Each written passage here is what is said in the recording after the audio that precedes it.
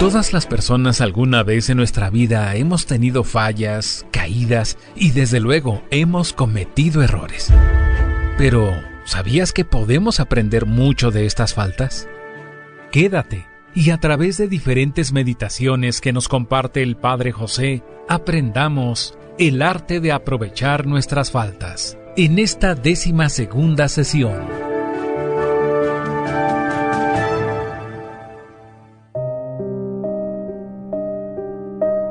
¿Qué tal, amigos y amigas? Bienvenidos a una emisión más de este programa. Espero que se encuentren muy bien, que te encuentres muy bien y sobre todo que después de escuchar este programa se encuentren aún mejor. Seguimos con nuestro tema, el arte de aprovechar nuestras faltas. Es decir, aprovechar que caemos para aprender a levantarnos, aprovechar a entender que somos débiles para fortalecernos y sobre todo para recordar que tú nunca estás solo, que nunca estamos solos. ¿Por qué? Porque de una u de otra manera Dios siempre está en nuestro camino. Y quiero comenzar el programa con esta pregunta. ¿Has ido alguna vez al mar y has visto cómo las personas están tranquilamente de pie ahí a la orilla y de repente llega una ola y las tira? Bueno, precisamente de esto se trata la meditación número 23. Quien está de pie, que tenga cuidado, no sea que se caiga. Punto número 1. La caída del sabio Salomón nos recuerda nuestra debilidad. Leamos lo que dice el obispo San Francisco de Sales en una carta. A todos nos pasa que pensamos habernos ya liberado de los enemigos antiguos de nuestra salvación, sobre todo si ya hemos conseguido algunas victorias contra ellos. Pero de repente los vemos aparecer donde menos esperábamos y sentimos sus ataques. A mí me hace bien el recordar el caso del más grande sabio que hubo antes de Cristo, el rey Salomón, que recibió de Dios tal sabiduría que nadie jamás había recibido. Él construyó un templo tan hermoso que fue considerado una de las maravillas de aquel entonces. Pero este sabio descuidó sus defensas creyéndose tan seguro de su sabiduría, de sus cualidades y de su vida pasada, que cuando menos se lo imaginó, los ataques mortales contra su alma le empezaron a llegar. Fue sorprendido por los enemigos de su salvación y derrotado de la manera más lastimosa que pudiera imaginarse.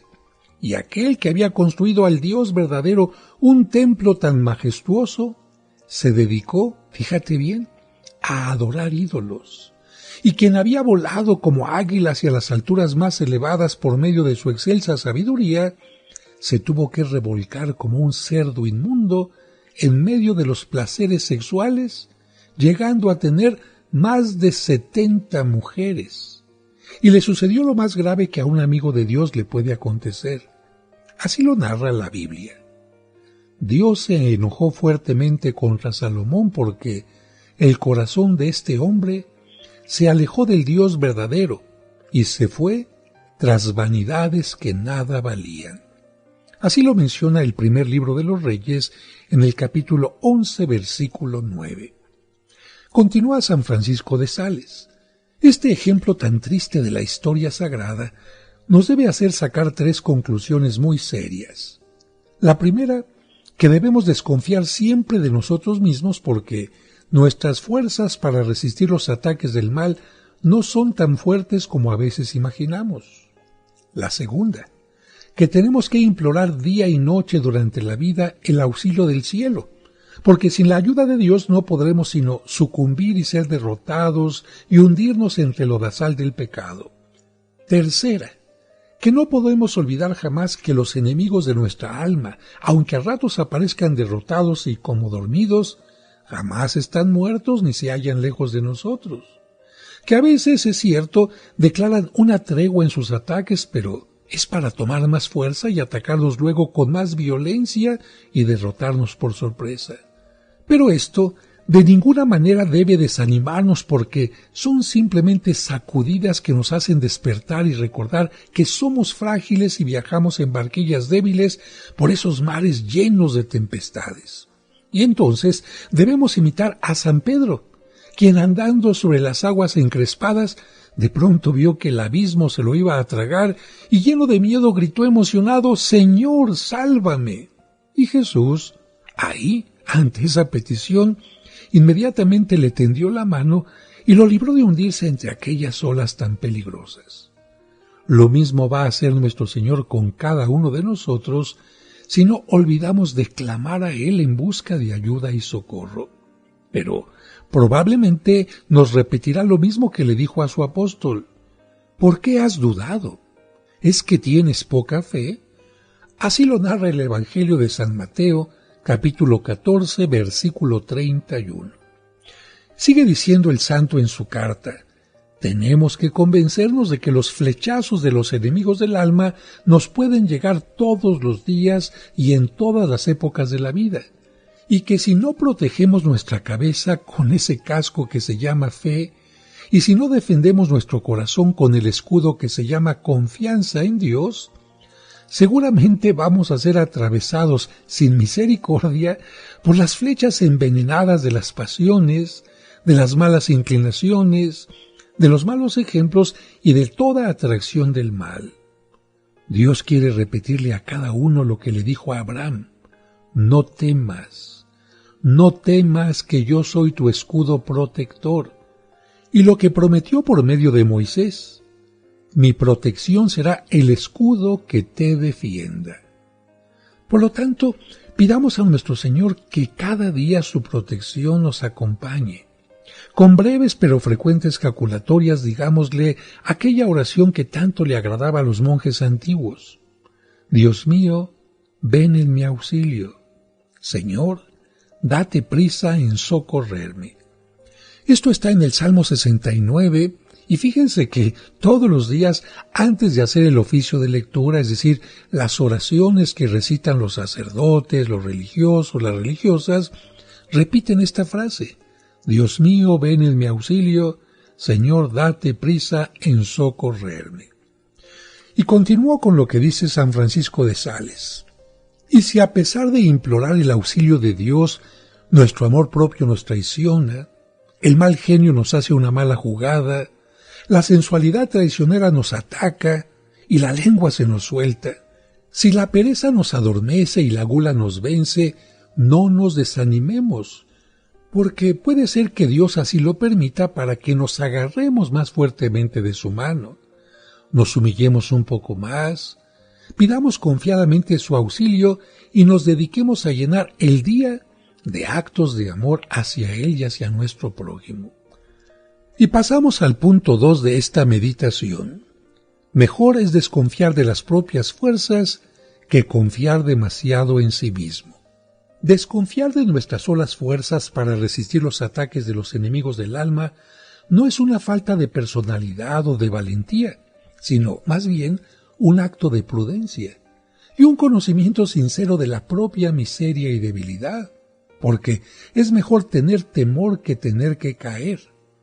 Los antiguos repetían un refrán muy popular que decía así: es mejor que digan aquí se salvó un cobarde y no que tengan que decir aquí pereció un atrevido. Y es que en las luchas por salvar el alma y resistir a las tentaciones, siempre se ha demostrado que es más provechoso desconfiar de las propias fuerzas y confiar inmensamente en Dios. ¿A cuántos y cuántas que se elevaban como cedros del Líbano hemos visto caer derrumbados por esa oculta y casi invisible termita que son sus pasiones y sus tentaciones? ¿A cuántos que se elevaban a alturas envidiables por medio de sus deseos de obtener la santidad, los hemos visto revolcarse en el más inmundo lodazal de sus sensualidades? ¿Por qué? Porque olvidaron lo traicioneras y fuertes que son las malas inclinaciones que todos tenemos. Y en cambio, a cuántos y cuántas que desconfiaron totalmente en sus fuerzas, pero pusieron su total confianza en la ayuda de Dios, los hemos visto llegar a alturas de santidad que jamás habían imaginado. Creo que con esto se sigue cumpliendo a la letra la profecía que hizo la Santísima Virgen. Dios a los soberbios de corazón los derriba por el suelo, y a los humildes los eleva a grandes alturas. Esto lo encontramos en la lectura del primer capítulo de San Lucas, versículo 52. Este texto nos recuerda aquel maravilloso momento en que la Virgen María fue a visitar a su prima Isabel, sabiendo que estaba esperando a un pequeñito. Isabel le dijo: «Bendita eres entre las mujeres, y bendito es el fruto de tu vientre». Y María, en lugar de llenarse de soberbia, se puso como la más humilde de las mujeres, recordando que Dios siempre exalta, enaltece a los humildes. Fíjense que una persona se sentía con pocas fuerzas para enfrentar el mal, y entonces le escribió a San Francisco: ¿y si no nos sentimos con fuerzas para resistir? Y San Francisco le respondió en una de sus cartas: ¿que no sientes fuerzas para resistir los ataques del mal? ¿Que tu voluntad es demasiado débil y tus malas inclinaciones demasiado fuertes? Pues no te preocupes, porque Dios nos ha dicho 3 veces en la Biblia: no temas, que yo nunca te abandonaré. Y si lo dijo 3 veces, significa que está triplemente resuelto a cumplirlo. Ya verás que al final de tu vida podrás repetir lo que dijo aquel profeta: soy viejo y jamás he visto que alguien haya confiado en Dios y haya sido abandonado por Él. Seguramente ustedes habrán oído hablar de San Antonio Abad, el primer patrono de los animalitos, pues este hombre tuvo tentaciones terribles. Y después de haber sido tentado terriblemente por las peores tentaciones que lo tuvieron al borde del pecado, se quejaba con Dios diciendo: «Señor, ¿a dónde te fuiste? ¿Por qué no viniste a socorrerme?» Y oyó la voz del Señor que le respondía: «Yo estaba contigo en el tiempo de la tentación, y no te abandoné ni por un solo momento. Yo fui quien te concedió la fuerza para no dejarte derrotar. Es cierto, permití que te golpearan para poderte sanar y que te humillaran para levantarte y elevarte». Yo creo que esto mismo nos podría también decir a nosotros cuando las tentaciones parecen superar las fuerzas que tenemos.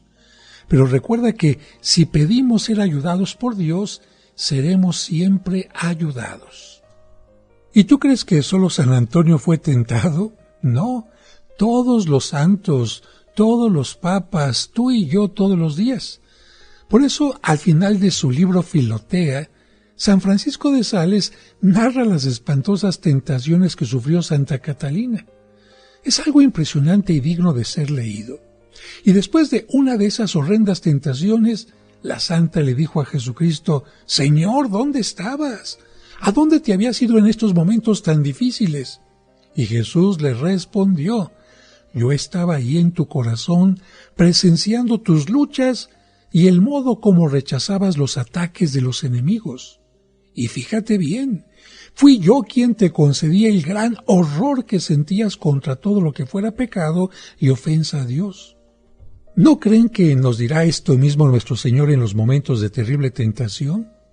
Así que, ¿qué importa que seamos débiles si Él está con nosotros dándonos valor y fuerzas? San Bernardo preguntaba: ¿huye la oveja cuando siente aullar al lobo? ¿Huye la paloma cuando siente chillar al gavilán? No sale el ratón de su cueva aunque tenga hambre cuando siente maullar el gato. Y tú, imprudente, te vas a exponer a la ocasión creyendo que tus fuerzas para resistir son más grandes de lo que en realidad son.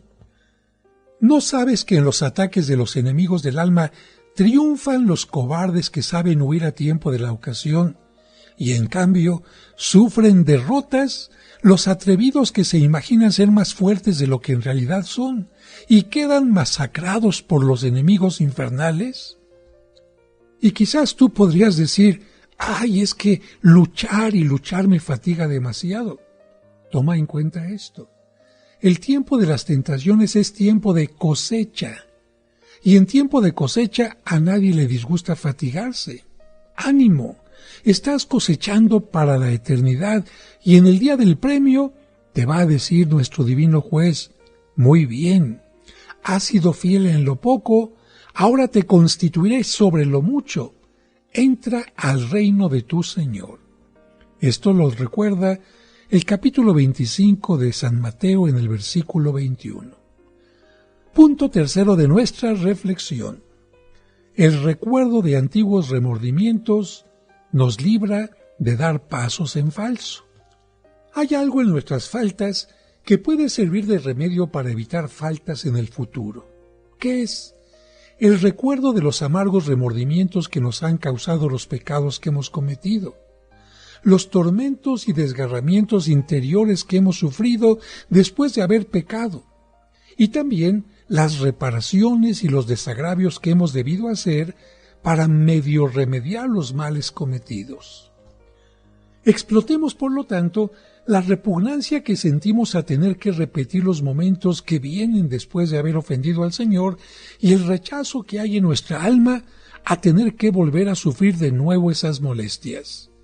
Aprovechemos esto para tener más cuidado en no recaer en nuevas faltas y ser más prudentes antes de dar los pasos que nos lleven a nuevas caídas. Hay que decirle a nuestro espíritu: alma mía, acuérdate de las tristezas tan profundas que has sufrido después de haber cometido ciertas faltas. Cuenta, si eres capaz, los suspiros de desánimo y de amargura que has dado por haber hecho, dicho o pensado lo que disgustaba a Dios. No olvides cuánto te ha costado reparar las malas consecuencias de tus pecados. Cuántas veces te has despertado de noche y el recuerdo de las faltas cometidas te ha llenado de tristeza y amargura. Trae a tu memoria las angustias que te han invadido cuando has tenido la desgracia de caer en pecado. Por unos momentos de goce indebido, has tenido que soportar después horas, días, meses y hasta años de remordimiento, tristeza y frustración. ¿Se te olvidarán los terrores que han invadido tu espíritu al considerar el juicio que Dios te va a hacer por tus innumerables pecados? ¿Recordarás la vergüenza que has sentido al tener que confesar tus pecados ante el Padre que te absuelve? ¿Y las vergüenzas que has pasado cuando tus faltas han sido conocidas por otros?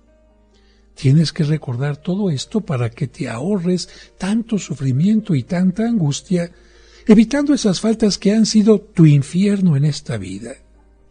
No se te vaya a olvidar que volver a cometer esos pecados será volver a sufrir horrendas penas y angustias, a sentir tormentos interiores y a padecer dolorosas humillaciones. Dirán algunos: oiga, padre, pero este remedio me parece más temor que amor y es muy imperfecto. Muy bien, de acuerdo, pero la experiencia de muchos y en muchos siglos ha demostrado que es un remedio sumamente eficaz para hacerlo a uno más prudente y ayudarle en el arte de evitar nuevas faltas. Cuenta San Agustín que un hombre iba cada sábado a una cantina y se emborrachaba y le daban una paliza, pero el sábado siguiente volvía otra vez. Y un sábado dispuso llevar a su perro y al pobre animalejo le dieron también su paliza.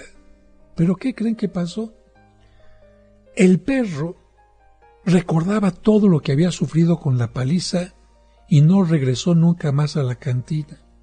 Y el santo exclama: «Oh perro, que resultó más inteligente que su amo».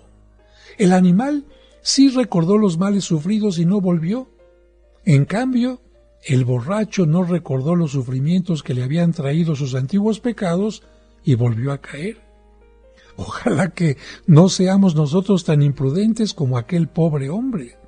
Si olvidamos las palizas mentales y espirituales que nos han proporcionado nuestras faltas, nuestros pecados, nuestros errores, probablemente no nos alejaremos más de ellas.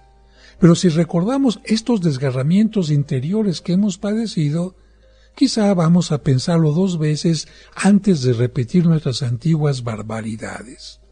Así que aprendamos de San Agustín a ser como el perro, ¿no? Dice San Francisco de Sales en su hermoso Tratado del Amor de Dios: el amor es un grande y formidable medio para vencer y alejar a los enemigos de nuestra salvación. Pero cuando ve que éstos no se dejan alejar por su sola presencia, entonces va y se consigue un aliado que es el temor a ofender a nuestro Señor. el temor a las pésimas consecuencias que nos acarrea el pecado y entre los dos, lograr sacar corriendo aún a los más feroces enemigos de nuestra alma. Y alguien preguntará, ¿pero tener temor no es un apocamiento? Adán no tuvo temor al castigo anunciado por Dios y cayó. La gente del diluvio y los habitantes de Sodoma no tuvieron temor a que Dios los pudiera castigar y perecieron. El faraón no tuvo temor a disgustar a Dios y le llegaron las 10 plagas de Egipto. Al rey David se le olvidó que Dios castigaba y mandó matar a un hombre para robarle a la mujer, y le sucedieron luego cosas espantosas. Los antiguos israelitas se imaginaron que las amenazas de Dios eran meras palabras y siguieron ofendiéndolo, y llegó Nabucodonosor y destruyó Jerusalén. En el Antiguo Testamento se recomienda más de 300 veces tener temor a ofender a Dios, y en el Nuevo Testamento, que es todo amor, se cita 25 veces. Y el profeta anunció que una de las cualidades del Redentor del mundo sería el temor a disgustar a Dios. Así lo dice Isaías en el capítulo 11, versículo 2. Por lo tanto, este temor no es un apocamiento, sino prudencia consumada que nos evitará enormes males. Y yo te recuerdo, hay que ser como el perro que menciona San Agustín. Y hemos llegado ya a la meditación número 24. Título: Aprovechar nuestras faltas para poner en práctica la virtud de la penitencia. Número 1.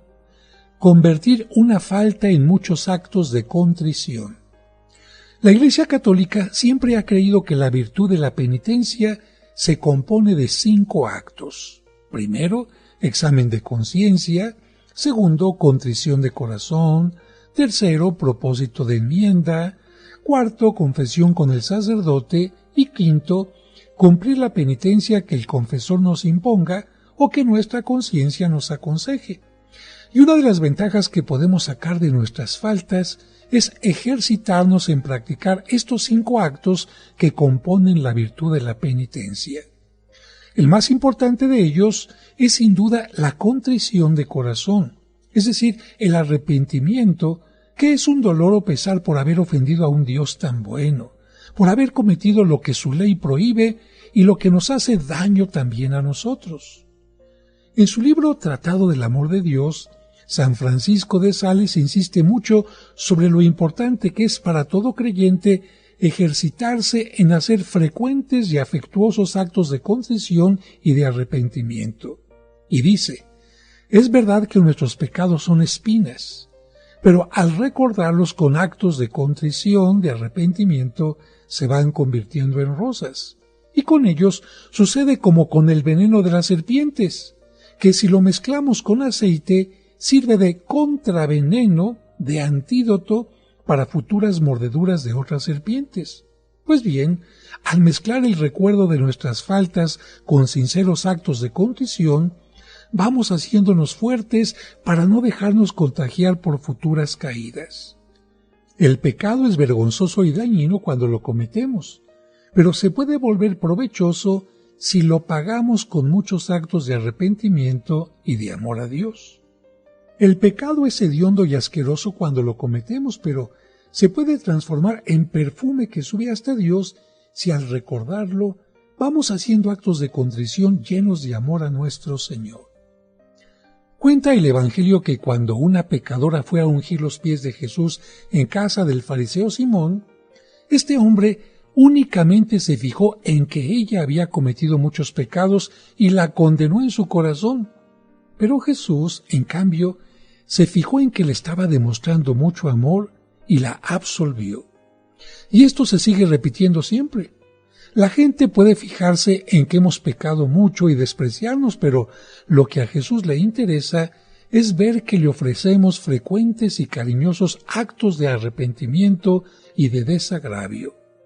La contrición y el arrepentimiento hacen al alma pecadora 1000 veces más hermosa que lo fea y asquerosa que la había vuelto el pecado. La verdadera contrición hay que pedirla a Dios, porque el pecado proviene de nuestra maldad y debilidad, pero la contrición, el arrepentimiento, proviene de la gracia de Dios. Es un regalo del cielo y por eso hay que pedir la contrición para nosotros y para todos los pecadores, que el día en que nos sea concedida va a transformar nuestras faltas, que son horrendas y asquerosas, en brillantes y hermosísimas esmeraldas. Me llama la atención que hay personas que acuden con curanderos, con santeros y con personas raras a pedir determinados elementos como hierbas, sales, animales para obtener un resultado. Bueno, San Bernardo dice que hay un ungüento misterioso que aleja el feo hedor de los pecados que hemos cometido y afirma que ese ungüento se llama contrición, arrepentimiento. Y añade que existe un aceite que hace hervir y desaparecer los pecados que afean nuestra alma. ¿Cuál es este aceite? El dolor o el pesar de haber ofendido a Dios, y recomienda: recojamos de vez en cuando todos los pecados que hemos cometido, echémoslos a la sartén de la memoria y añadámosle ese calientísimo aceite llamado contrición, dolor de los pecados, y hagámoslo servir en actos de amor a Dios hasta que desaparezcan. Hagamos muchísimas veces durante nuestra vida esto y habremos aprovechado las faltas cometidas para ejercitarnos en amar a Dios y en pedirle perdón. Uno de los sentimientos más fuertes y poderosos que más contribuyen a llevar el alma a la santidad es la tristeza o el pesar de haber ofendido a Dios, que es tan bueno y tan digno de ser amado, y por habernos hecho tan innumerables favores que nosotros le hemos pagado ofendiéndolo. El arrepentimiento que nos llega al recordar con tristeza las faltas que hemos cometido puede aumentar notoriamente nuestro amor hacia el Creador. El deseo de hacerle olvidar las faltas pasadas y de desagraviarlo por las ofensas que le hemos hecho nos lleva naturalmente a un impulso de llorar amargamente nuestras culpas y de arrodillarnos a los pies de Jesús a tratar de conseguir su perdón. ¿No es este un medio maravilloso para aprovechar nuestras faltas y convertirlas en ocasión para amar más y mejor a Dios?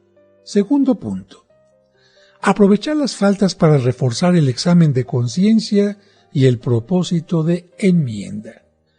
Te pregunto a ti, ¿qué es lo que hacen los jefes militares después de tener una gran derrota?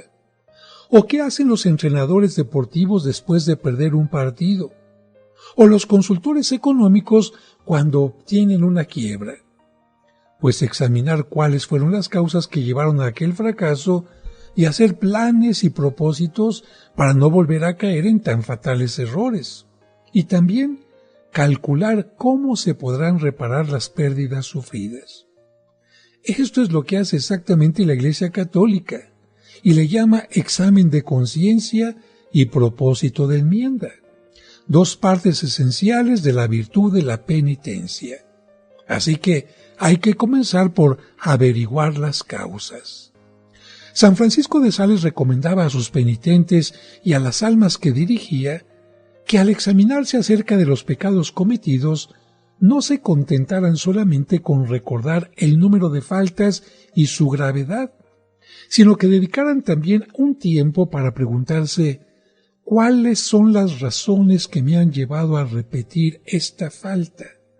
Porque podemos cortar la maleza, pero si no la arrancamos, si dejamos sus raíces sin tocar, volverá otra vez a retoñar fácilmente. Y así, por ejemplo, si hemos tenido un estallido de cólera, debemos preguntarnos, ¿será que no estoy descansando? Porque recuerda que persona cansada es persona con mal genio. ¿Será que mi amor propio es demasiado sensible a cualquier ofensa y contradicción porque mi orgullo es muy crecido? ¿Será que quiero conseguir resultados demasiado rápidos o soy muy perfeccionista y pretendo que todo resulte sin defectos y por eso me disgusto ante cualquier contrariedad? Y si hemos sido vencidos por pensamientos de tristeza o desaliento, deberíamos preguntarnos, ¿se me habrá olvidado que todo sucede para bien de los que aman a Dios? ¿O es que ya no pienso en aquella frase tan bella de San Pablo? Todo lo puedo en aquel que me fortalece. Y si los malos pensamientos nos asaltan con demasiada frecuencia, tendríamos que preguntarnos, ¿qué tal está el dominio de mis ojos? ¿Dejo pasear la vista por todas partes? ¿Se me olvidó lo que dijo Cristo? ¿Ventanas de tu alma son tus ojos? Si por esas ventanas dejas entrar a los enemigos de tu salvación, te van a hacer mucho daño. Para San Ignacio de Loyola, una de las buenas consecuencias que debemos sacar de la repetición de nuestras faltas es dedicarnos con más esmero todos los días por unos minutos a examinar la conciencia, y especialmente dirigir ese examen al defecto dominante, es decir, a aquella falta que más repetimos. Cuentan que los antiguos israelitas, cuando pasaban junto a la tumba de Absalón, este hijo rebelde del rey David que murió combatiendo contra su propio padre, lanzaban una piedra contra la tumba mientras decían: hay que respetar al padre y a la madre. Pues algo parecido deberíamos hacer nosotros cuando pasamos con la memoria por la lista de las faltas que hemos cometido. Pero no lanzar una piedra, sino un buen propósito y decir en el fondo de nuestra alma: cumpliré lo que me he propuesto para evitar estas faltas que tan grandes males me han traído. Vamos a concluir con estos pensamientos. Una discípula de San Francisco de Sales dejó escrito: cada falta me duró solo unos momentos, pero mis propósitos de evitarlas deben de durar toda mi vida. El hacer lo malo fue una vez y el proponer evitarlo será todos los días. Estoy totalmente de acuerdo. Creo que este sí es un buen modo de sacar provecho de las faltas que hemos cometido. Pensemos que cada pecado es como una mancha que afea nuestra alma, pero cada buen propósito que hagamos de no ofender más a Dios podría ser como una esmeralda, un diamante que vuelve más hermoso el manto con el cual nos vamos a presentar ante el trono de Dios. Cada falta cometida es como una rotura, como un desgarre que hicimos en el manto de nuestra santidad, pero cada acto de contrición, acompañado del deseo sincero de no volver a cometer el mal, es como un bordado hermosísimo que le da la elegancia a la túnica de nuestra perfección.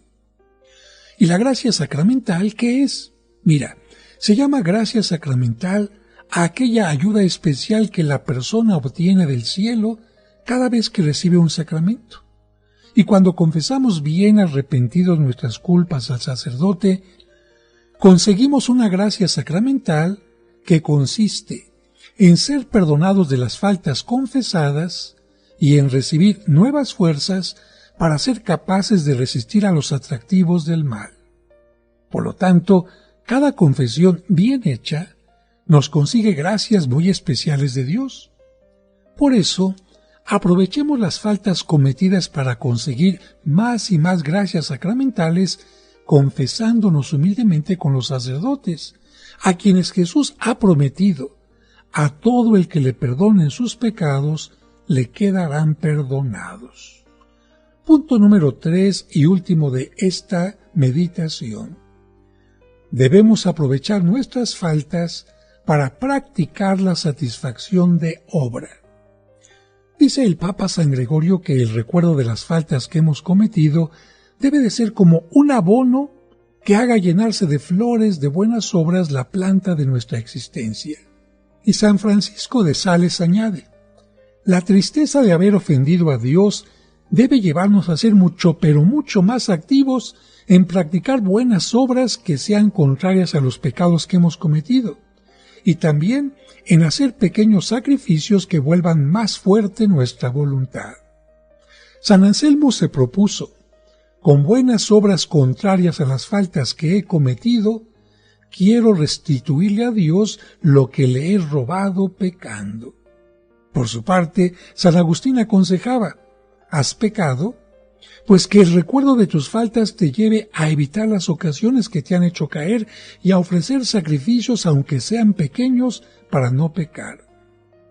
Y Santo Tomás de Aquino completa el cuadro recomendando: todo el fervor del mundo no sería suficiente para reparar el daño que hemos hecho pecando, pero al recordar lo infieles que hemos sido, debemos proponernos ser mucho más generosos en practicar la fidelidad a nuestros deberes de ahora en adelante.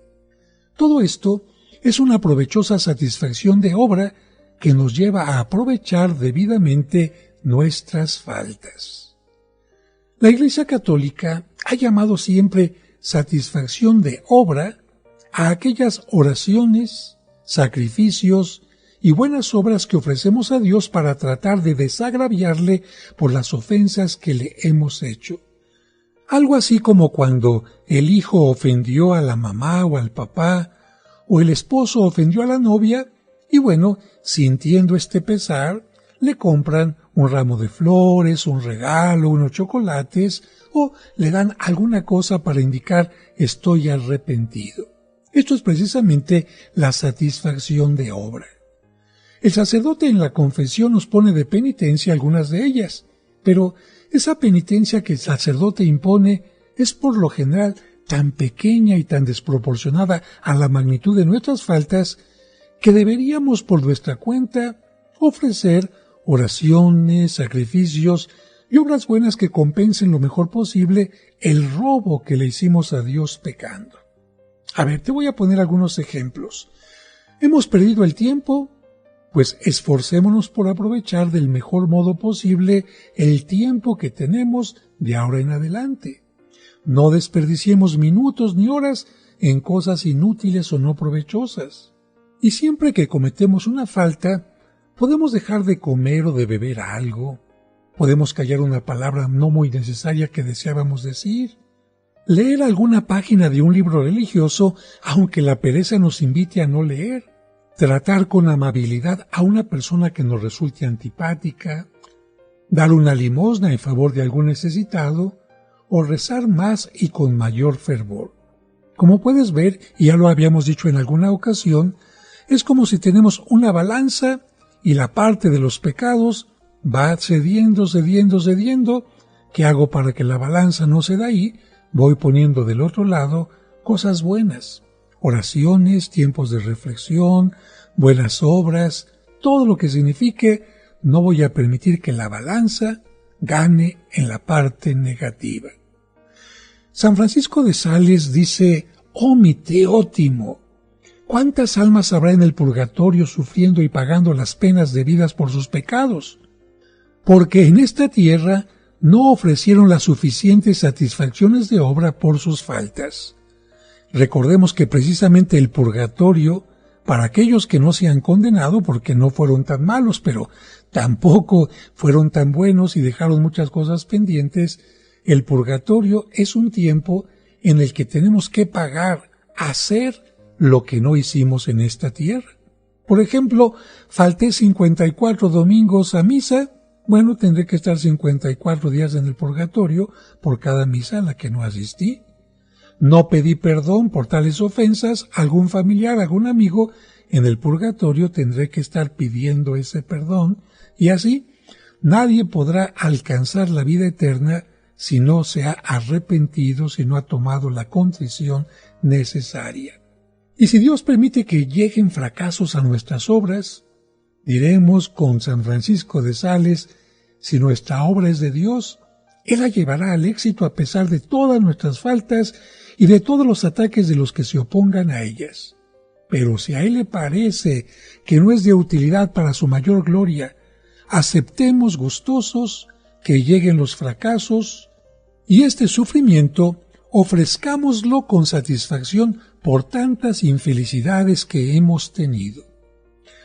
Cuenta la fábula del cerdo y la vaca, que un día el cerdo se quejó ante la vaca lechera diciéndole: «Nosotros dos somos útiles a la gente. Usted da leche y yo doy tocino. ¿Y por qué a usted la consienten más y le dan mejores pastos y mejor alimentación, y en cambio a mí me echan solamente los desperdicios de sus comidas? ¿Acaso no les damos los dos buenos beneficios?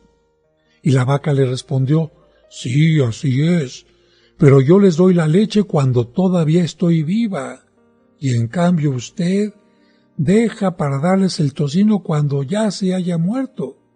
Quizás será por eso que me prefieren a mí, porque sé regalar aún en vida. Bueno, quién sabe si de esta fábula podríamos sacar una pregunta para nuestra alma. ¿Cuándo voy a dar a Dios satisfacciones por mis pecados? ¿Ahora en vida con oraciones, sacrificios y buenas obras? ¿O voy a tener que esperar al purgatorio para pagarle por mis pecados? Como dice San Mateo, donde será el llorar y el crujir de dientes. Se cuenta que Santa Liduvina, cuando tenía 15 años, ya estaba paralizada y se desesperaba mucho a causa de sus dolores, y que una noche en sueños oyó que le preguntaban, ¿qué prefieres? ¿48 años sufriendo en esta tierra para pagar tus pecados o 48 días en el purgatorio penando? Y que al experimentar por unos minutos lo que son las penas de la otra vida, respondió, prefiero estar 48 años sufriendo aquí en esta vida. Y así estuvo paralizada, abandonada, en total pobreza y espantosos sufrimientos, pero decía emocionada, si me bastara rezar una sola oración para que se me fueran mis sufrimientos, no la rezaría, porque ahora sé que es muchísimo mejor pagarle a Dios nuestras deudas en esta vida con penas y sufrimientos y no tener que ir a la eternidad a penar por los pecados que no quisimos pagar en la tierra. Hasta el próximo programa. Que Dios les bendiga.